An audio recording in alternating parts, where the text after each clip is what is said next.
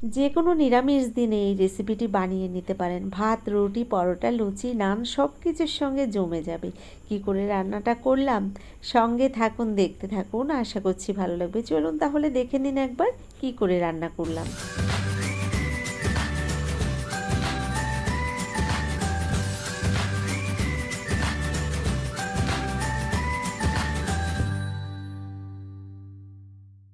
আজকের নিরামিষ রেসিপিটি তৈরি করার জন্য এখানে আমি হলুদ আর লাল দুই রকমের দুটো ক্যাপসিকাম নিয়েছি, সঙ্গে নিয়েছি একটা ছোট্ট সাইজের বাঁধাকপি, আর নিয়েছি কিছুটা পনির।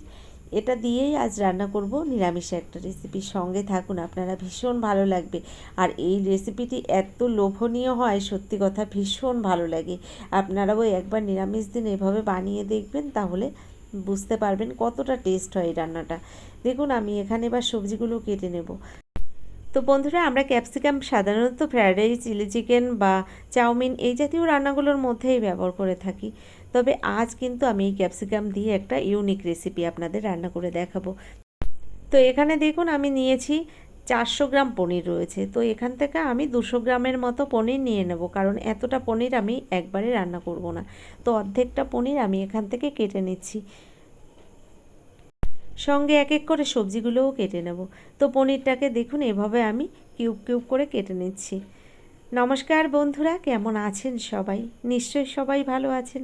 আমিও ভালো আছি। টিয়ার রান্নাঘর থেকে আমি তন্দ্রা। আজ নিয়ে এলাম সম্পূর্ণ নিরামিষ একটা রান্না। আপনারা নিরামিষ দিনে এভাবে কিন্তু ক্যাপসিকাম একবার রান্না করে দেখতে পারেন। ভাত, রুটি, পরোটা, লুচি, নান সব কিছুর সঙ্গে কিন্তু ভীষণ জমে যায় এই রান্নাটা। দেখুন এখানে পনিরগুলো আমি কেটে নিয়েছি, এক এক করে বাকি সবজিগুলোও কিন্তু আমি কেটে ধুয়ে গুছিয়ে নেব। পনিরটা কেটে নেওয়ার পরে এবার আমি দেখুন এখানে নিয়েছি বাঁধাকপি। বাঁধাকপিটাকেও কিন্তু আমি বড় বড় করে কেটে নিচ্ছি। এখানে কিন্তু আমি কোনো রকম বাঁধাকপি কুচিয়ে কাটছি না। তো বন্ধুরা দেখুন, ছুরি দিয়ে এভাবেই কিন্তু আমি বড় বড় করে বাঁধাকপিটাকে কেটে নিচ্ছি প্রথম। বাকি সবজিগুলোকেও আমি একইভাবে কেটে নেব, আর তারপরে রান্নাটা শুরু করব। বেশ কিছুদিন হয়ে গেছে ক্যাপসিকামগুলো ঘরেই ছিল, আর এভাবে ঘরে বসেই নষ্ট হয়ে যাচ্ছে। একটা সবুজ কালারের ক্যাপসিকামও ছিল, তবে সেটা পচে গেছে বলে আমি আর এই রান্নাটার মধ্যে ব্যবহার করলাম না। আমি হলুদ আর লাল দুটো কালারই এখানে ব্যবহার করেছি। টাইমের অভাবে এভাবে অনেক সময় কিন্তু আমার ঘরে বসেই সবজি নষ্ট হয়ে যায়। একটা রেসিপি তৈরি করব বলে হয়তো এনে রাখি, কিন্তু সময়ের অভাবে কিন্তু সেটা আর পেরে উঠি না। আপনারা অনেকেই জানেন আমি অন্য একটা কাজের সঙ্গেও যুক্ত আছি। তার মধ্যে আপনাদের দেখাই যে রান্নাগুলো খুব অল্প টাইমের মধ্যে আপনারা করে নিতে পারবেন, বা খুব সহজভাবেই আপনারা রান্নাটা বানিয়ে নিতে পারবেন, সেই রান্নাগুলোই আপনাদের সঙ্গে আমি শেয়ার করে থাকি। তো বন্ধুরা, আমার ভিডিওগুলো আপনাদের কেমন লাগে অবশ্যই একটু কমেন্টে জানাবেন।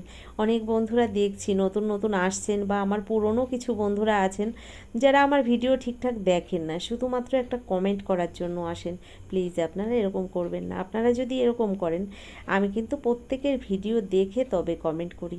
তো আপনারাও যদি আমার সঙ্গে এরকম করেন, আমিও চেষ্টা করব কিন্তু আপনাদের সঙ্গে এরকম করা। ভালোবাসা দিলে ভালোবাসা পাওয়া যায়। অনেক ব্যস্ততার মধ্যে থেকেও আমি কিন্তু চেষ্টা করি আপনাদের সঙ্গে যুক্ত থাকার। হয়তো কি করি, মাঝে মাঝে আমি ভিডিওটা চালিয়ে রেখে দিই, কমেন্ট করি লাস্টে গিয়ে। মানে আমি ভিডিও সংক্রান্ত কোনো কথা সেইভাবে লিখতে পারি না, শুধুমাত্র ভিডিওটা ওয়াচিং করে দিই আপনাদের।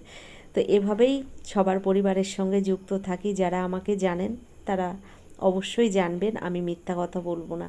দেখুন এখানে সবজিগুলো সব কেটে ধুয়ে গুছিয়ে নিয়েছি, এবার রান্নাটা শুরু করব। তার জন্য একটা কড়াই গরম বসিয়ে দিয়েছি। কড়াইটা গরম হয়ে গেছে, কড়াইয়ের মধ্যে দিয়ে দিলাম পরিমাণ মতো সাদা তেল। আজকে রান্নাটা আমি সাদা তেলেই করছি। তেলটাকে বেশ ভালো করে কড়াইয়ের চারি সাইড দিয়ে আমি এভাবে একটু ছড়িয়ে দিলাম। এবার প্রথমেই পনিরগুলোকে আমি এই তেলের মধ্যে ভেজে নিচ্ছি। তো এভাবে একটু নেড়ে চেড়ে আমি কিন্তু পনিরগুলো ভেজে নেব। তবে খুব একটা গ্যাসের ফ্লেম বাড়িয়ে দিয়ে এই পনিরটা ভাজবো না, তাহলে কিন্তু পনিরগুলো পুড়ে যাবে। তো আমি এখানে কড়াইটা একটু বেশি গরম হয়ে গেছিলো, যে কারণে আমার এখানে পনিরটা একটু দেখুন কেমন রং ধরে গেছে। তো পনিরটা এভাবেই আমি ভেজে নামিয়ে নিচ্ছি। পনিরগুলো ভেজে নামিয়ে নেওয়ার পরে ওই কড়াইতে ওই তেলের মধ্যেই কিন্তু আমি বাকি সবজিগুলোও এক এক করে ভেজে নেব। দেখুন পনিরটাকে এবার নামিয়ে নিলাম। পনিরগুলো ভেজে নামিয়ে নেওয়ার পরে ওই তেলের মধ্যে আমি দিয়ে দিলাম আলু। তো এখানে আমি একটা আলুও কেটে নিয়েছিলাম, সেটা আপনাদের পরে আমি কাটার পরে দেখিয়েছি। তো আলুটাকেও এখানে আমি তেলের মধ্যে ভেজে নিচ্ছি। তো বন্ধুরা, এখানে যে আলুটা ব্যবহার করেছি আপনাদের আমি আলুটা আগে দেখাইনি, কেটে নেওয়ার পরে আমি আপনাদের দেখিয়েছি। এখানে মিডিয়াম সাইজের একটা আলু নিয়েছিলাম, আর আলুটাকে কেটে ধুয়ে গুছিয়ে নেওয়ার পরে আমি তেলের মধ্যে ভেজে নিলাম। তো এখানে আলুগুলো একটু ভেজে নেওয়ার পরে তারপর দেখুন আমি ক্যাপসিকামগুলো দিয়ে দিলাম। আলু আর ক্যাপসিকাম এভাবে আরও কিছুক্ষণ আমি ভেজে নিয়ে তারপর নামিয়ে নেব।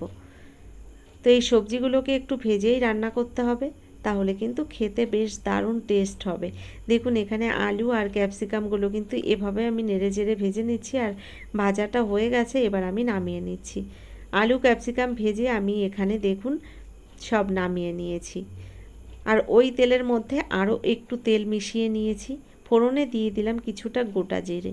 জিরেটাকে একটু হালকা ভেজে নিয়ে তার মধ্যে দিয়ে দিলাম একটা তেজপাতা। ফোড়নটাকে একটু ভেজে নেওয়ার পরে দিয়ে দিলাম কয়েকটা চেরা কাঁচা লঙ্কা। তো এখানে চেরা কাঁচা লঙ্কাটা দেওয়ার পরে এভাবে নেড়ে চেড়ে আমি তারপর মশলাগুলো অ্যাড করব। তো দেখুন এখানে আমি দিয়ে দিচ্ছি 1 চামচের 3 ভাগের 1 ভাগ আদা বাটা। আর আদা বাটাটাকে একটু এভাবে নেড়ে চেড়ে আমি দিয়ে দেব বাঁধাকপি। তো বাঁধাকপিটা কিন্তু আমি আগে থেকে আর ভেজে নিইনি, এখানে বাঁধাকপিটা দিয়ে দিলাম তেলের মধ্যে। তো এখানে দেখুন বাঁধাকপিটাকে এভাবে আমি কিছুক্ষণ ভেজে নিচ্ছি, আর এভাবে নেড়ে চেড়ে ভেজে নেওয়ার পরে এর মধ্যে কিন্তু আমি গুঁড়ো মশলাগুলোও অ্যাড করে দেব। তো দেখুন কিছুক্ষণ এভাবে আমি ভেজে নেওয়ার পরে এবার দিয়ে দিচ্ছি এর মধ্যে কিছুটা জিরের গুঁড়ো। তো এখানে আমি নিয়েছি 1 চামচের 3 ভাগের 1 ভাগ নিয়েছি জিরের গুঁড়ো, আর তার সঙ্গে নিয়ে নিলাম 1 চামচের 4 ভাগের 1 ভাগ লঙ্কা গুঁড়ো। সঙ্গে দিয়ে দিলাম স্বাদ মতো লবণ আর হলুদ। ভালো করে নেড়ে চেড়ে আমি কিছুক্ষণ কষিয়ে নেব এই বাঁধাকপি। তো দেখুন এভাবে মশলা দিয়ে বাঁধাকপিটাকেও কিছুক্ষণ এভাবে কষে নিয়েছি।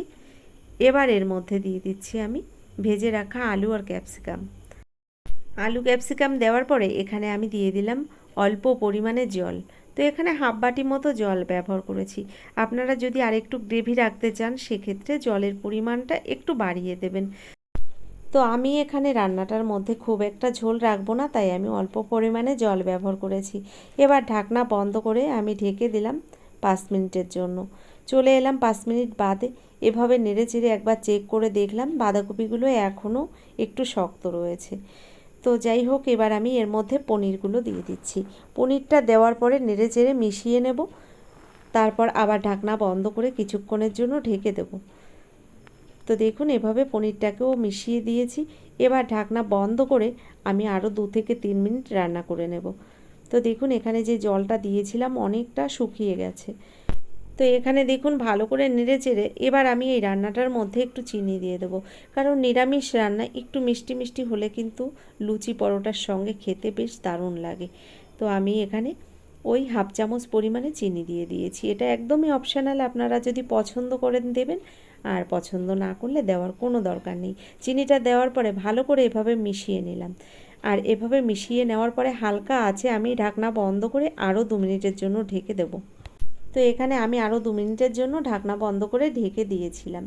রান্নাটা এখানে প্রায় হয়ে গেছে। নামিয়ে নেওয়ার আগে আমি অল্প পরিমাণে একটু গরম মশলা গুঁড়ো ভালো করে মিশিয়ে দেবো। একদম সহজে একটা রান্না, তবে ভীষণ ভালো হয় খেতে। তো বন্ধুরা, আজকের রেসিপিটি আপনাদের কেমন লাগলো অবশ্যই আমাকে লিখে জানাবেন। আর যারা এখনও আমার চ্যানেলটিকে সাবস্ক্রাইব করেননি অবশ্যই আমার চ্যানেলটিকে সাবস্ক্রাইব করে আমার ভিডিওর পাশে থাকা বেল আইকনটি ক্লিক করে নোটিফিকেশানটা অল করে দেবেন। এছাড়া আপনাদের বন্ধুবান্ধবের মধ্যেও কিন্তু আমার ভিডিওটা শেয়ার করে দিতে পারেন। দেখুন এখানে ভালো করে গরম মশলা গুঁড়িটাকে মিশিয়ে দিয়ে আরও 1 থেকে 1.5 মিনিট আমি স্টিমে রেখে দেব, তারপরে আপনাদের নামিয়ে দেখাবো। তো দেখুন এখানে আমি 1 থেকে 1.5 মিনিট মতো স্টিমে রেখে দিয়েছিলাম। রান্নাটা হয়ে গেছে। কেমন লাগলো অবশ্যই কিন্তু আমাকে জানাবেন। বন্ধুরা, আজকের মতো এই পর্যন্তই। ধন্যবাদ।